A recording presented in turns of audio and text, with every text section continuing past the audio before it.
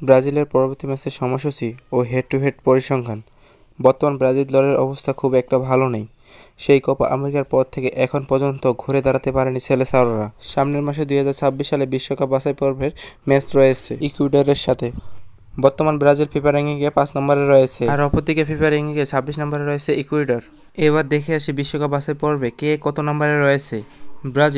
Brazil রয়েছে point টেবিলে 4 নম্বরে।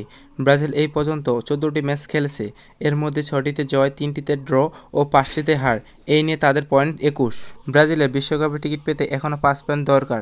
অপরদিকে পয়েন্ট টেবিলে 2 নম্বরে রয়েছে ইকুয়েডর। তারা এই পর্যন্ত 14টি ম্যাচ খেলে 7টিতে জয়, 5টিতে ড্র ও 2টিতে হারছে। এই নিয়ে তাদের পয়েন্ট 23। ইকুয়েডরে বিশ্বকাপে টিকিট কাটতে এখনও 3 পয়েন্ট প্রয়োজন।